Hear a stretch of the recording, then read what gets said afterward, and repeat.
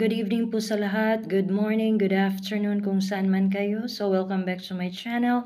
So, this is Rose again. So, if you haven't subscribed yet, please don't forget to subscribe and paki-like and share na din po. And to all my subscribers, thank you so much for subscribing. And to all my viewers, thank you so much sa inyong lahat. So ngayon po is pag-uusapan po natin kung ano po yung mga tips kung gusto nating mag-abroad, no? So, before nangangarap lang din po ako na gusto kong magtrabaho abroad, pero di ko alam kung paano at ano ang gagawin ko, no? So, although may trabaho naman ako sa Pilipinas na masasabi nating stable and okay naman po yung sahod ko, pero nangangarap pa din po ako. Unang-una is i-identify po muna ninyo kung saang bansa po kayo gustong magtrabaho at saka kailan ba kayo gustong magtrabaho at saka ano ba ang mga steps na gagawin mo. At kailangan po talaga na buo yung loob nyo, okay? Yung willingness nyo at saka ready na kayo, no, na magtrabaho, okay? So, kailangan talaga yon. Yung isipan nyo talaga is ready ka na talaga kung gusto mong magtrabaho, okay? So, ito nga pala yung ginawa ko, no? So, first, nag-research muna ako. So, kung ano yung mga sites na saan ko ipapasa yung mga papers ko, mga resume ko. So, marami talaga. Just be careful, no? Kasi may mga scammers din. So, make it sure na yung a-applyan ninyo is legit talaga siya, no? So, ayun nga. So, pinapasa ko sa iba't ibang sites. Marami kasi yan, no? So, pinapas ko yung resume ko kung saan-saan na lang, no?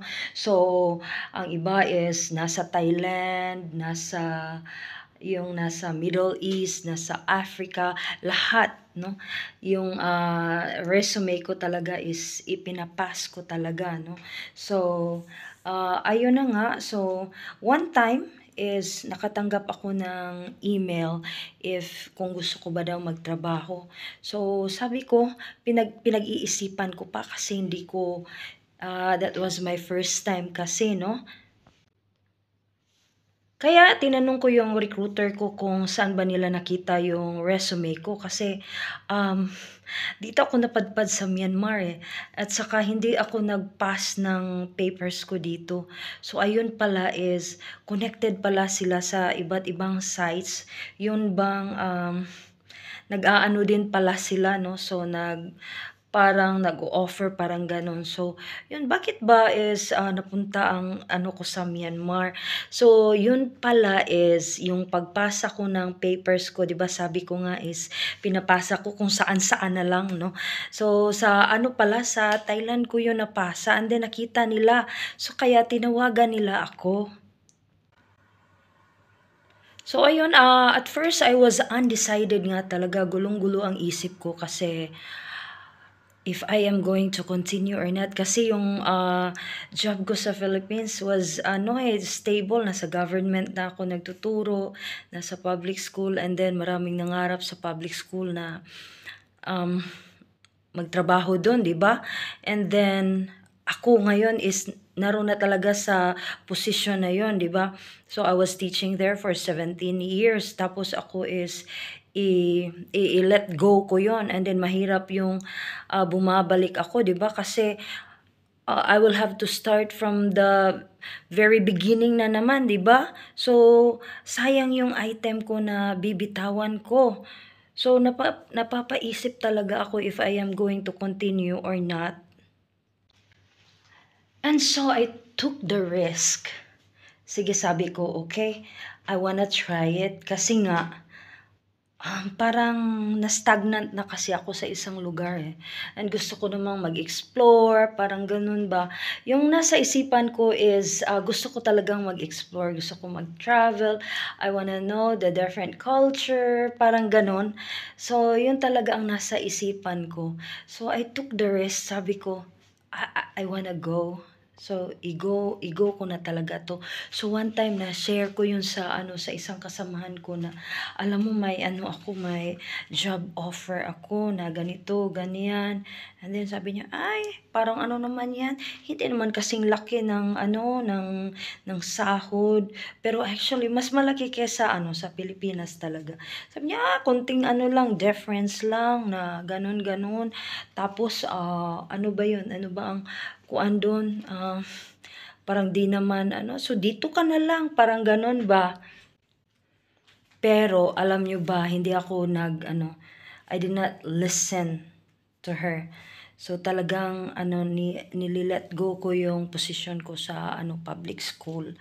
And then kaya yun is talagang inasikaso ko then that time wala na, no? So, wala na kasing trabaho nun. So, free na talaga ako kung ako sa aking mga papers. And, yun nga, hindi naman ako nanghihinayang kasi na ako, no? So, na-experience ko yung gusto kong ma-experience sa buhay. So, ito lang sasabihin ko sa inyo, no? Kung talagang gustong-gusto nyo talaga i-go niyo, no? So, mo yung nasa yung nasa heart mo, you should follow. Wag kang yung don't listen, no? So, sa mga diyan, mga mga discouragement kasi ang daming discouragement na natatanggap ko talaga na kesyo ganito, ganon, or ano daw ang time ko, parang nagwe-waste daw ako, parang ganun. So, ang dami talaga. So, my tip for you is, kailangan mo talaga, kung ano talaga ang desisyon mo is, you have to follow it. No? Huwag kang makinig sa mga kung ano-ano dyan, no? Kasi hindi kasi lahat ng tao na nagsasuggest sa'yo or nagbibigay sa'yo ng yung mga mga advice na iyon bang masasabi nating heartily yun? Kasi may iba kasi out of their jealousy lang. So, be careful talaga sa mga taong pinagsasabihan nyo ng mga plans nyo. And mind you, wag nyo na lang po, based from my experience, wag nyo na pong ipagsabi yung mga plano ninyo. Ipagsabi nyo na kung andoon na kayo sa lugar na gustong pupuntahan ninyo. Because my experience talaga, ang daming discouragement, ang daming nanghihila, parang ganun. So, in terms naman of, of pera, mahahanapan mo rin ng, ng, ano ba yun? Solusyon, no?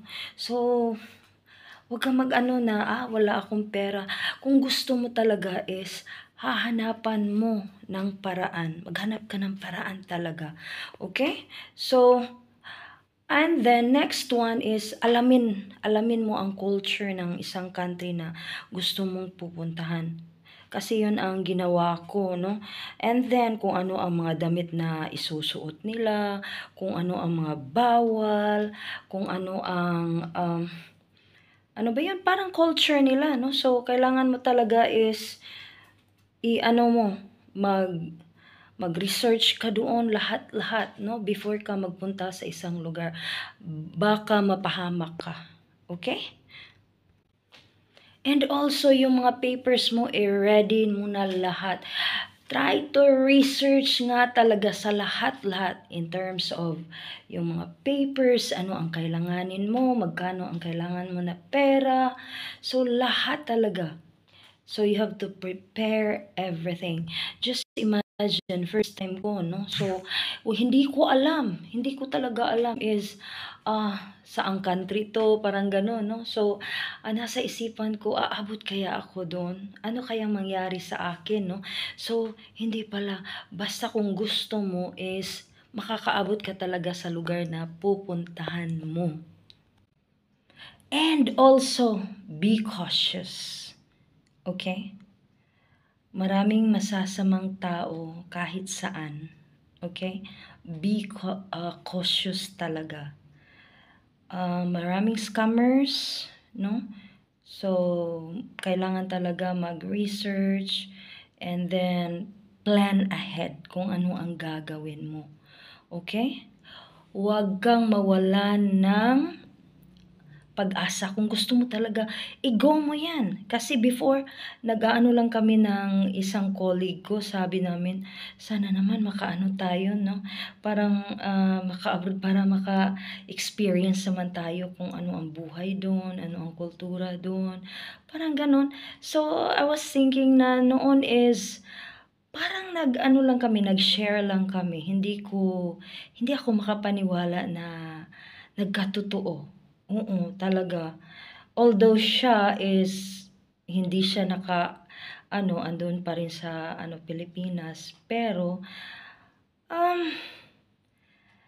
I'm hoping talaga na maka-experience din ng iba. So go lang ng go, okay? Wag mawawala ng pag-asa, no? So kailangan talaga ilagay sa isip ang positivity na kung ano ang gusto mo is you can do it.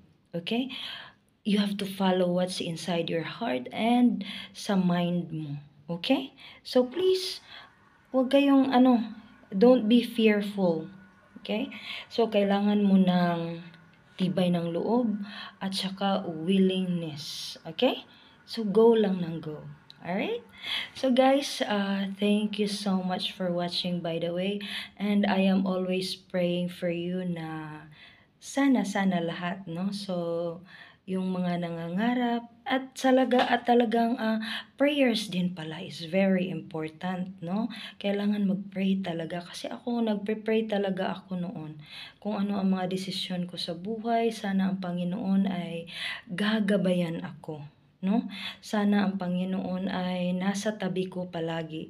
At hindi naman ako pinabayaan ni God, no? So, andyan siya palagi, all the way. Kasi wala talaga ako eh. You know? Wala akong magagawa. So, ginagabayan niya ako. May mga tao siyang, alam mo yun, yung ginagamit niya para sa'yo. And I am very thankful for that. Believe me, may mga tao din na gumagabay sa akin na parang sabi ko is, parang ginamit sila ng Panginoon. No? So, huwag mawala ng pag-asa. Always pray, pray, pray. Okay? So guys, thank you so much for watching. And I hope that everything's okay with you. And don't forget to subscribe nga pala. Okay? Thank you so much, guys. And I hope to see you again in my next vlogs. Bye-bye.